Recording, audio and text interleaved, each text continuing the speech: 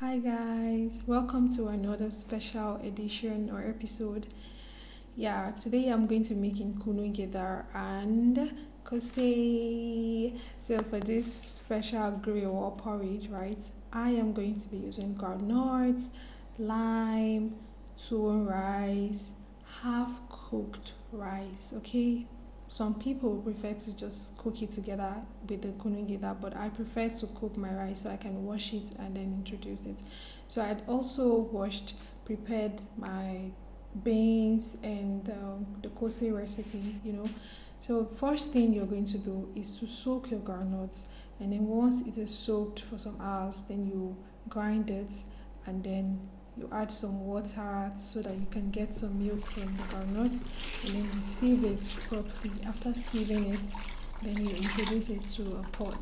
Okay, I decided to use a bigger pot because kunu likes attention. Is a jealous lover, so he needs attention. You just have to be there. You just have to be there. What did I say? You just have to be there. You should not move, because the moment you just move, if you just move like this, everything will spill when it's cooking already. When it's cooking, I don't know, there's this, I cannot explain the science behind it. When it's cooking and you're not watching it, you don't give it attention, it's going to spill and everything is gone. So I decided to use a bigger pot so I can be able to control whatever is going on in the pot. After cooking it for some minutes, right? Maybe I didn't really time it, but I think 20 minutes. I introduced the half cooked rice. Now, for them to cook together, I want this rice to be very soft. You don't have to stress when you are taking this kunu gyada, it just melts in your mouth, okay? So I came back and then I gave it a good stir. I didn't cover this pot again, okay?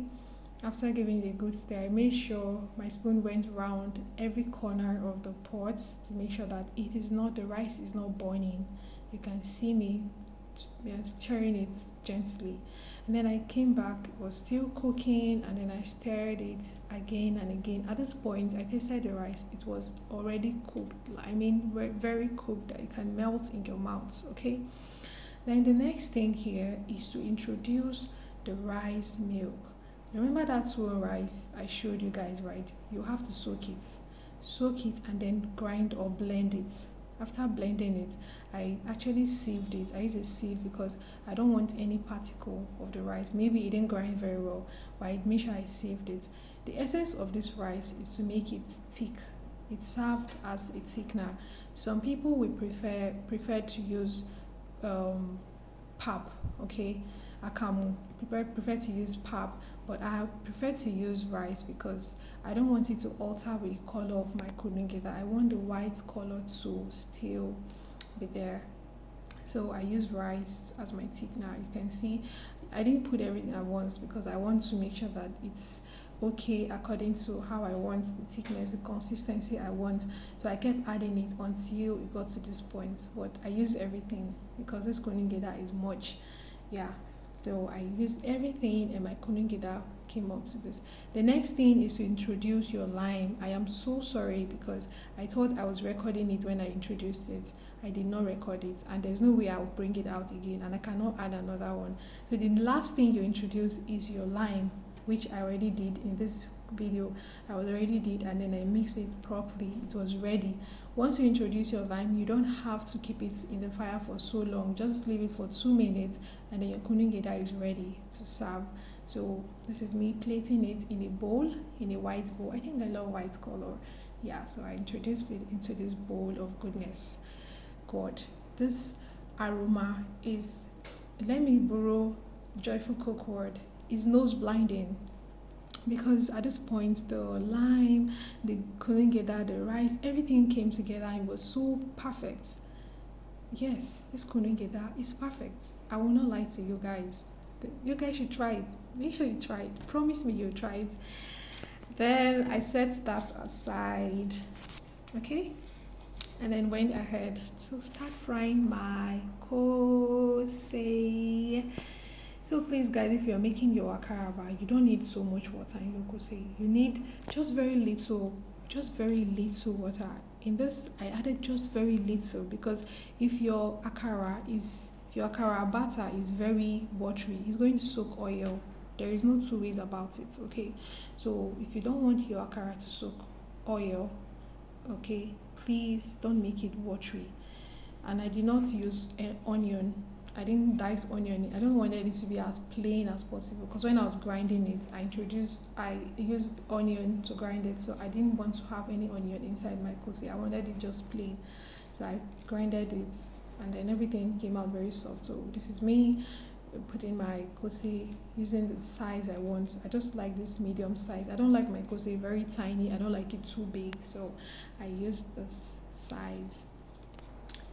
Yes, you see kunu gyada ba?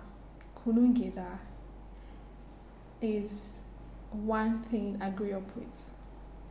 It's like a family tradition. While growing up, every week, every week, every week, once in a week, we make kunu gyada in our house. There is no two ways about it. It is not debatable. Okay, so everyone loves kunu gyada in my family.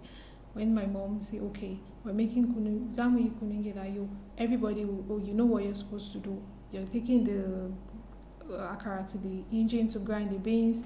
You're in charge of this, and before you know it, everybody is busy and kunu gyada is ready. It brings us together. It's, connects us. While having the kunu gyada, we talk about a lot, we gist, we laugh, and kunu gyada has, satisfied everybody. So it's one very special meal that brings people together.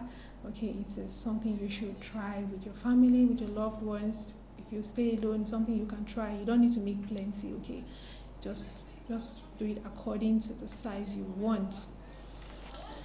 Yeah, my akara is ready, and it is looking so beautiful. It tastes even better. The pepper, the color, the shunbo, the onion, everything was so perfect. So I served it with my kunu gyada. You can see this is giving goodness over goodness. I mean 100 over 100. You guys should try this. Please. Kunu gyada is good. It is healthy. It is nutritional. Okay, and then you can use it. You can pair it with any sweetener of your choice. You can use any sweetener of your choice. You can use honey. You can use sugar. You can use date syrup. Whatever you want. You can even take it like that. It is sweet. It tastes milky. Okay, so if you will be trying this, let me know in the comments. And that's me having my kunu gyada. I did not finish this kosei. It's plenty. It's just so my took. But for the purpose of this video, this is me having my kunu gyada. I enjoyed it. Every bit of it, every spoon I took, every scoop was just goodness. So thank you guys. Bye.